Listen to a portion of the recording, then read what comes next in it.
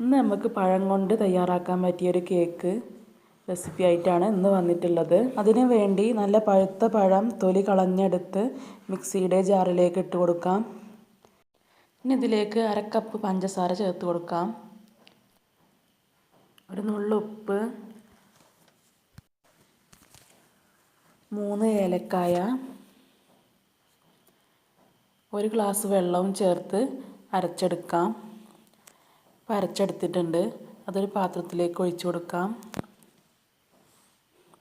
ഇതിലേക്ക് 1/2 teaspoon baking soda ചേർത്ത് കൊടുത്ത് മിക്സ് ചെയ്യാം.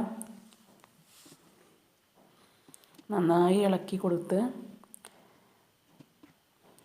ഇളക്കിക്കൊണ്ടിരിക്കുമ്പോൾ പഴത്തിൻ്റെ മിക്സ് പൊങ്ങി വരും.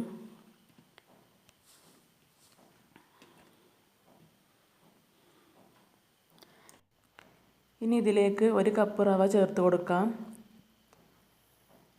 റവ ചേർത്ത് നന്നായി ഇളക്കി യോജിപ്പിക്കാം.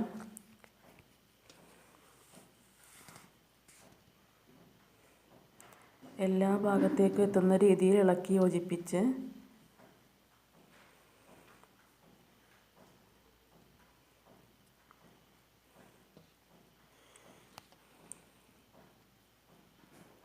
നന്നായി ഇളക്കി എല്ലാ ഭാഗത്തേക്കും റവ എത്തുന്ന രീതിയിൽ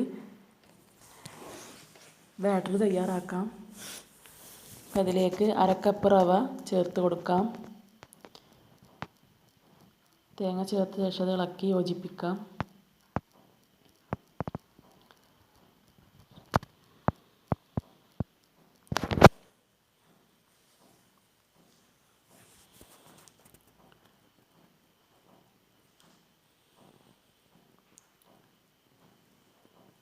ഇപ്പോൾ ബാറ്റർ തയ്യാറായിട്ടുണ്ട്.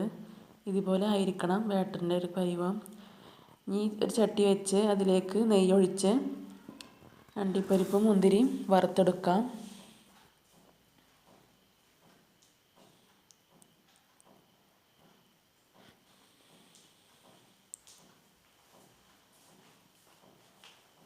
ആയിട്ടുണ്ട്. ഇതിൻ്റെ നെയ്യ് ഇതിലേക്ക് ചേർത്ത് കൊടുക്കാം. മാവിലേക്ക് ചേർത്ത് കൊടുക്കാം. നെയ്യ് ഒഴിച്ചതിന് ശേഷം ഇളക്കി യോജിപ്പിക്കാം.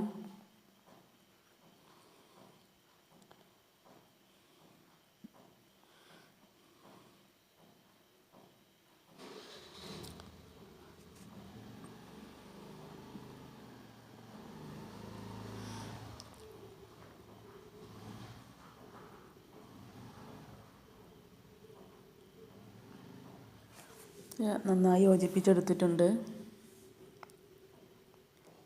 ഈ ഒരു ചട്ടി പഴയൊരു ചട്ടി ചൂടാകാൻ വെച്ചിട്ടുണ്ട്. ബാറ്റർ ഒഴിക്കാനുള്ള പാത്രം നെയ്യ് തടവി കൊടുക്കാം.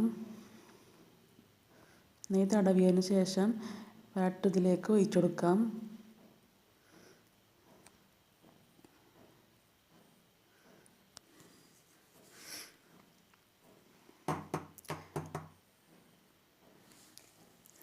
ഇതിൻ്റെ മേലെയിട്ട് എടുത്തത് വെച്ച് കൊടുക്കാം. എന്നിട്ട് ചട്ടിയിലേക്ക് ഇറക്കി വെക്കാം. ഒരു മൂടി വെച്ച്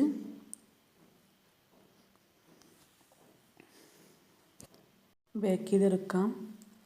അപ്പോൾ ആയിട്ടുണ്ടോ എന്ന് നോക്കാം. ആയിട്ടുണ്ട്. ഒട്ടി പിടിക്കുന്നൊന്നുമില്ല. അപ്പോൾ ചൂടാറാൻ മാറ്റി വെക്കാം. ചൂടാറിയതിന് ശേഷം ഇത് നമുക്ക് പാത്രത്തിൽ നിന്ന് വിട്ട് വന്നിട്ടുണ്ട്. ഒന്ന് അടർത്തി മാറ്റി കൊടുക്കാം.